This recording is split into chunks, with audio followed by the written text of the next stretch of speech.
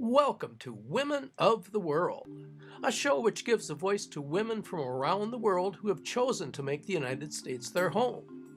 Our show believes in the principles written on and enshrined by the Statue of Liberty. Here's today's moderator, Makena. Hello viewers and welcome to the show. My name is Makena, moderating the show. And I have the honor to introduce to you an amazing guest to the show today. She's also going to be one of our co-hosts in the near future here. But first, I would like the honor to introduce to you our co-host. Her name is Nadia Giordana. Hello, Nadia. Hi, Anne. I'm so happy to be here with you today. Welcome. It's good to see you again in 2018. And now I have the honor to introduce to you Comfort Dondo, who is an amazing guest to the show, and she's going to be speaking to us about various subjects. First of all, welcome to the show, Comfort. Well, thank you so much for having me. It's very good to be here in the new year, 2018. It's good to see you. Thank you. Big year. Thank you. So I understand that you're going to Zimbabwe at the end of this year. You are also the team lead at the Young Women's Initiative of Minnesota at Mark Dayton's office, the governor. Yes. And there's the issue with Zimbabwe. You have a new president, Yes. and I've seen in news a lot of excitement about that. So you have quite a few things to talk to us about. But first, how did you come to United States? And tell us how you came and what you've been doing. Absolutely. Thank you. First of all, thank you so much for having me. I have been thinking about this show this whole week, and especially this morning reflecting on my trip from Zimbabwe to Minnesota. And I was just thinking the winter of 2004, when I walked down the hallways at St. Kate's, and with a big dream and just my little suitcase. And my promise to God was that I would get an education and go back to my small, impoverished township and give back. But obviously that did not happen after I graduated. I tried to go back to Zimbabwe and things were falling apart. Literally, things were really falling apart. The NGO that I had worked with on HIV/AIDS was moving out of Zimbabwe because of our economy. So what has happened in Zimbabwe is that November 18, 2017 was a big, big day for us. A regime fell apart that day. The man that had held Zimbabwe hostage for the last 37 years, older than me, because I'm only 34, he finally was forced to resign by the army. So this is a very historic moment for me personally, as a young Zimbabwean woman, but also it's a historic moment for Zimbabwe as a nation. So yes, the excitement is true. We have a new president, but I also have to pause on that. Yeah. Is he really new? He is from the same regime. So I have to remind myself of that. My excitement should be very, very mindful, because we have a lot of work ahead of us. And that is why I continue to do the work I'm doing here locally, and also the work I've been doing with Zimbabweans on the ground in Zimbabwe. You know, I saw one woman on news and she was crying and she was so emotional, and it was just so touching to listen to her talking about how happy she was that this has happened for Zimbabwe and the future of women and the future of the children in Zimbabwe. And I understand that you are very involved with the women support in Zimbabwe. You are also here in Minnesota. So tell us a little bit about your work first at the governor's office, Governor Mark Dayton. And then how you are working with that in Zimbabwe as well. Absolutely. So as long as I've been in Minnesota here, I have found ways to survive. As an immigrant, there's something that happens when your heart is somewhere, but your body has to be here physically. So in order for me not to fall apart, I had to engage myself in the communities that I care about. At least I had to do some work here in Minnesota. So I started working, with different policy issues. One issue was like FGM. I started working with issues around empowering women who live in poverty, especially African immigrant women. And that's how I got introduced to the governor's office. I did some work at the legislative office, which sadly the Office of the Economic Status of Women has been closed because of the current leadership. But I started doing some work with them. And the governor, who is a great man, decided that he's going to invest some money, I think it's about $3-something million, to empower young women of color. So I sat on his task force to talk about African immigrant women who are marginalized. So that's the work that I've been doing. The work continues, but I've kind of been behind the scenes. So that's one thing I'm doing. I've also been doing some work with the UN Women. And we work with women, young women in sub-Saharan Africa, and specifically for me, Zimbabwe, which is home. Women who've been forced into marriage at a young age, some who are HIV positive, and as a mother, it's really touching to me. And that's part of the reason I'm going back home. I'm going back home to launch a foundation, and it's going to be a scholarship foundation for these young women. I really realized that the government is a big, big entity, but you can do work on the ground. And this is how I choose to do my work right now. I choose to just do work on the ground.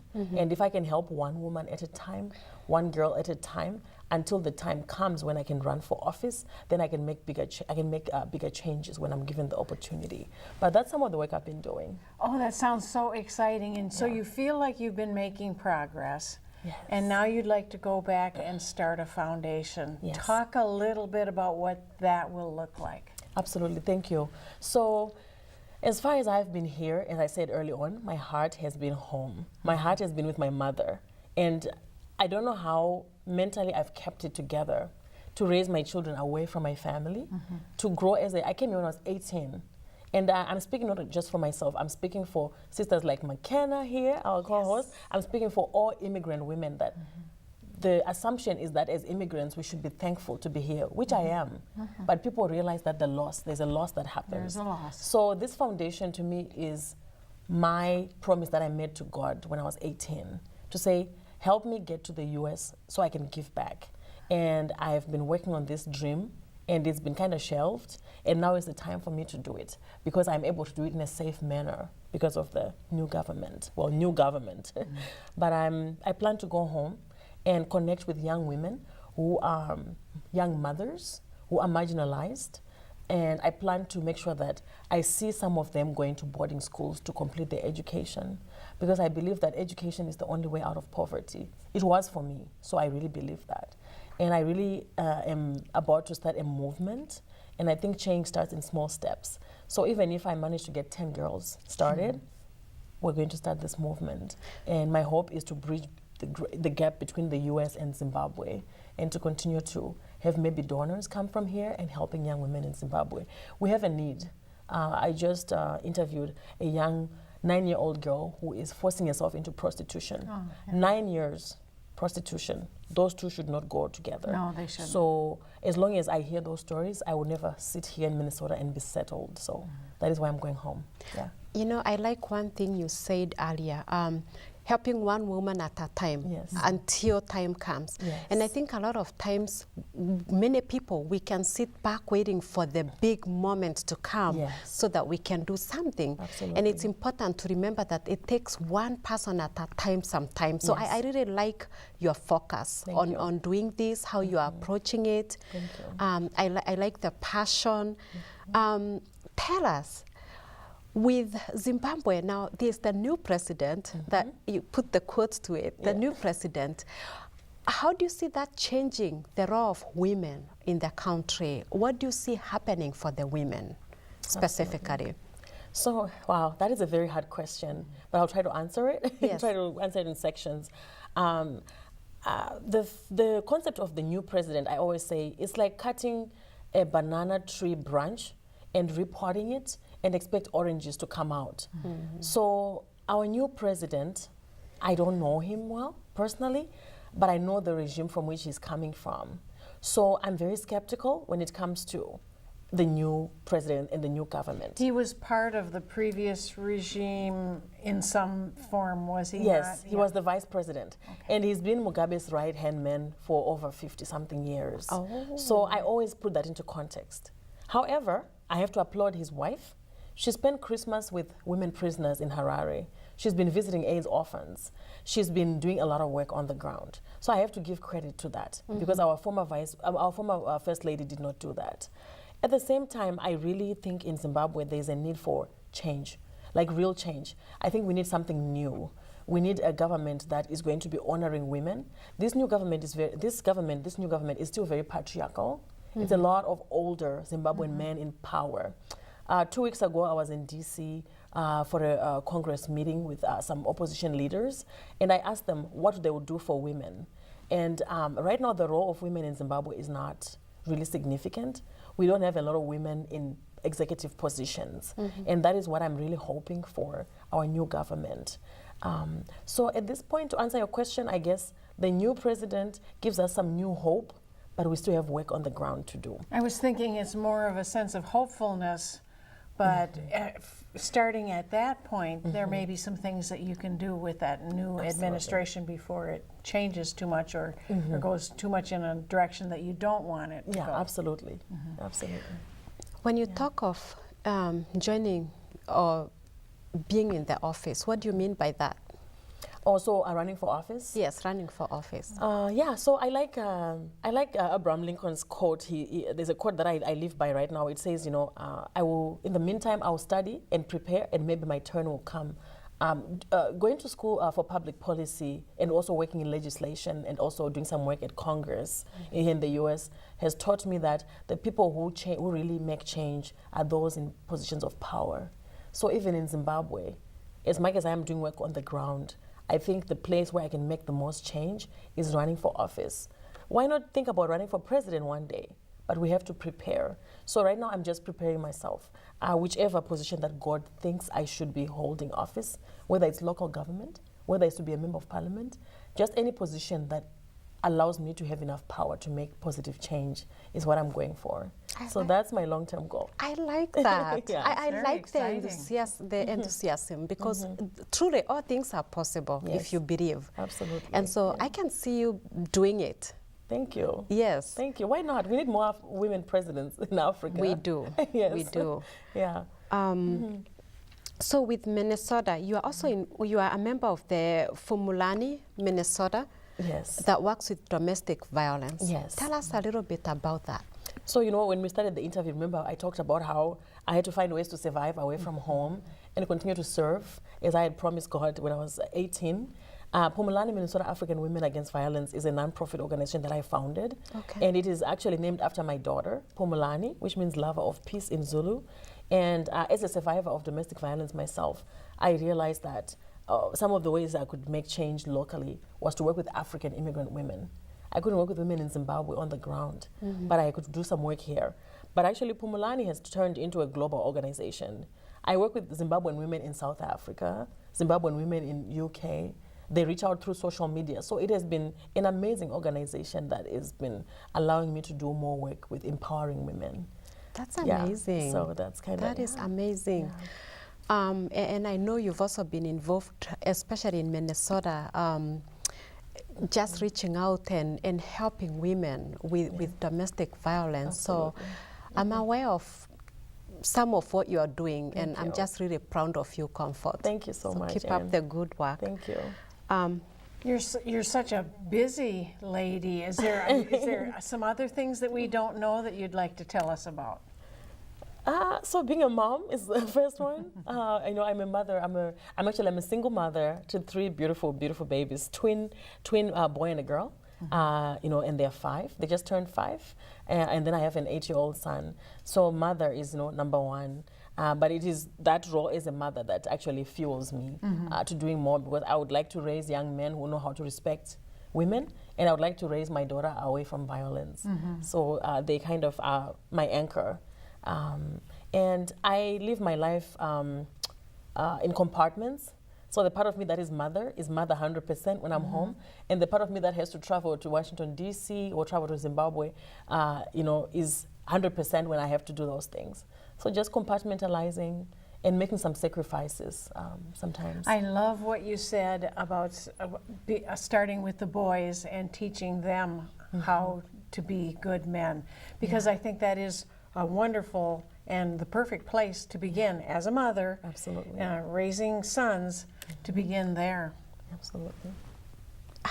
What do you do to take care of yourself with all these things on your shoulders? And Absolutely.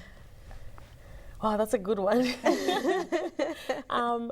So I realized that the work that I do, I cannot do it alone. I always try to hire my weaknesses. So I try to have people on board who have who have strengths that I do not have. I try to delegate as much as I can. I think one of the weaknesses that a lot of our leaders, especially our African leaders, have is that they try to do it all. I think you break down. I also take care of myself by going back to my source. So I practice a lot of praying, and I practice a lot of mindfulness. Whenever I realize that I need to take care of myself, I step back. And because I know that if I don't have enough to give, I cannot be of good to anybody. So those are the things I do. So, that is very true. Mindfulness is amazing. How frequently do you plan to travel in the upcoming next year or two? I think there's going to be a lot of traveling back and forth. So starting March, we have a huge United Nations Women's Conference that I'm a big part of. So it will be in New York for maybe 10, 12 days. And then from then traveling back to Sub-Saharan Africa. And then I'll also be traveling locally here, mostly to DC and New York. And I have to say that I have a strong network of sisters and American mothers who really help me with my children as I do all the travels. And in some cases, when the kids have breaks, I do travel with them. So it's kind of worked out It well. might be fun for the kids to travel once in a while. They've got school most of the time, I'm thinking. But is it in the summer months that they get a chance to travel with you? In the summer months when there's breaks, yes. Yes. Comfort, so tell me a little bit so that I can understand what the climate was like in Zimbabwe way back before this president got started, what life was like for women, and then how, and maybe if you know at what point things changed or got worse for women, depending on how good or not so good it was, even way back, and give us a little bit of an understanding of what that country was like and what it became recently. Absolutely. Thank you for that question. So Zimbabwe, as I said earlier on, we're known as first of all, we're known as the jewel of Africa. I believe we're still the jewel of Africa. Beautiful, just like the rest of the continent. But then we're also named as the breadbasket of Africa. So there was a time when right after the British colonialism, and then we got our independence, Zimbabwe was very wealthy. Women in Zimbabwe were doing very well socioeconomically.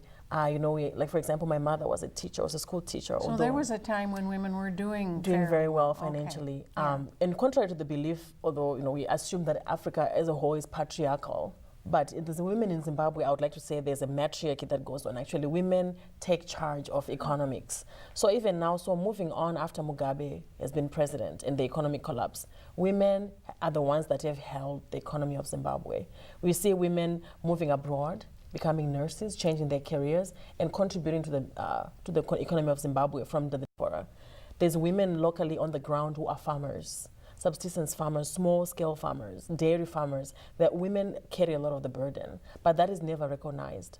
And then we have, unfortunately, some of the younger women being forced into things like sex trade, a lot of women being trafficked. We had cases where women were being trafficked to the Middle East without them even knowing they were being trafficked because they're so desperate for work. Yes. I currently work with young women who have been trafficked, who are in Turkey.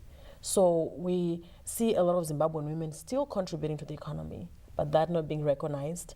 A lot of Zimbabwean women being abused because of the current situation. So things have kind of flipped. But the current state of the affairs of Zimbabwean women, as I have mentioned earlier with the young 9-year-old girl who's being prostituted because they need to put food on the table. That is the current status of a lot of women in Zimbabwe. And I think that is a shame for a nation like Zimbabwe at this point. And the tough thing is when the women, generally in Africa, Zimbabwe, is that when these things happen to the women and to the young girls, there's no counseling services that follow up. No. And they are forced to not talk about it. Yeah. I mean, is that the case there too? Oh, absolutely. There's a lot of shaming that happens. And I was going to also mention that, you know, they say research shows that whenever there's a crisis in any nation, it is the women and the girls who suffer the most. So I have to mention the last 37 years with Robert Mugabe, there's been crisis. And it's the women and girls who are suffering the most. And to your point, I agree strongly that there are no services. It is not seen as an epidemic until it affects men, you know, and so there's no counseling services. There's no resources for women. And So once what- it spreads over generations, it becomes more and more difficult for them to even remember what it once was like, Yes. and have that hope that they need to have to get through it. Absolutely. So what do you see happening in the future? What's your hope for the women and for the girls moving forward? Thank you. I think my cry out is to the women, the Zimbabwean women in the diaspora, or the women who are attached to Africa. They don't have to be Zimbabwean, they don't have to be African. Any women who just feel compassion for Africa is, I believe change will happen one woman at a time, one day at a time. I do not think the government on its own right now, the stage they're at, are going to make those changes. So my cry out is that ask about the programs that are happening on the ground and try to help one girl at a time. That is my first hope. And of course, we also hope for a government change, a government that will be represented by women. If we look at Rwanda, there's over 50% of women in parliament. When you put women in positions of power, things move, things change. Research shows that. Common sense should tell us that. Because who runs the world? It's women. Who runs the households? It's women. Who runs villages? It's always women. So I'm hoping that, you know, from a personal point, people can step in to help, but also that our government eventually, after our election in 2018, will start to recognize the needs for women and girls. Yeah, I think one of the things that you are doing is coming up and speaking up about these things. Yes. And do you agree if we have more women speaking up and just exposing the situation, especially those that are here in diaspora, talking about the situation back in Zimbabwe would help educate more people because in some sense, how is the media in Zimbabwe? Are people able to speak up from there, or do they depend on the people in diaspora for that? Sure. So good question again. In Zimbabwe, our main TV station is called ZBC. It has always been run by the government, so it's very controlled. So there's no freedom of speech. The diaspora community has done a lot to kind of empower the people on the ground in Zimbabwe. So it is young women like myself who have come and been speaking up for the last, 10 years, speaking up against the regime. And then we have people on the ground now getting more. It's kind of like what's going on in the US, where you have one celebrity speak up against sexual assault, and all of a sudden you have more women coming up. So I think we definitely need that. How much of a backlash is there if there's no freedom of speech? I was thinking, a grassroots movement and speaking up is important to do so that the new government will not fall back into the old ways. But how much of a backlash is there from even perhaps the new government coming in to people actually making an attempt to speak up? I think right now with the international community watching, I think the backlash has lessened somewhat. But talking a year ago, I've lost a colleague who has just disappeared off the face of earth because we're working on a project together and he was speaking up on the ground. So I'm afraid still a little bit that these things would still happen. When I go home, I'm still a little bit afraid because I just don't know who I'm working with. But I think the backlash has lessened because they know the international community is watching, especially given that our elections are starting this November. So yeah, that's kind of where we are. You still have to be careful. Yes, absolutely, yeah. Before time runs, what do you think your mom is going through right now, thinking that you're coming? She's going to be seeing you in a few weeks after such a long time. Tell us a little bit what you think that is like for your mom right now. I can't even explain it, the joy. She's been very anxious. My mom, I've never seen my mother anxious, but she's been very anxious. My mother has been very connected to my work. It is because of her experiences that I do all the work that I do against violence. So, and then the last time I saw her, I was still a girl. And now I'm also a mother. So there's a lot of excitement. I think I have changed a lot and I've grown. So, and I'm looking forward to going home to find pieces of myself that have been lost. So when you're growing up as a young girl, I think with your daughter, when you try to teach her some things, sometimes we're ignoring those things and we're saying, you know, leave us alone, we don't want to participate in this cooking. But now I'm a mother and I would like to learn those cultural practices. So my mother is very overjoyed. And I personally am very, very excited to see my family. I'm very excited for you. So where can we find more information about you, Comfort? Absolutely. So I have a very large presence on Facebook. I do have a social, media on Facebook. I also have a LinkedIn page. Our website also is www.pumulani.org. That's pretty long. But if you look me up on Facebook, it's just my name, Comfort Dondo, you will find me. And I plan to continue to do more marketing stuff for people to be able to reach out. Because my hope when I go home to Zimbabwe, I would like to connect with my community here because I've built a community here in Minnesota for the last 14 years. I would like them to see my transition journey to going back home. So I think I'll be posting links and I will also share them with you. That's amazing. Yeah. Do you have anything else that we've left out that with the last minute that you would like to share? I would like to, maybe my last remarks are that, we've become a global village. If you don't see it, then I don't know. You need to pay attention. Things that happen in Zimbabwe have an impact in Minnesota, vice versa. And I would just like to urge everyone watching this show that we should care. We should care about what's going on around us because whether we like it or not, we are a global village. Thank you very much, Comfort, for coming here and sharing with us today. Looking forward to you joining us as one of our co-hosts in the future. Absolutely. Thank you for having me. Thank you. Appreciate it. And thank you, Nadia, for being here today. And to our viewers, thank you for tuning in. We'll see you next time at Women of the World Show.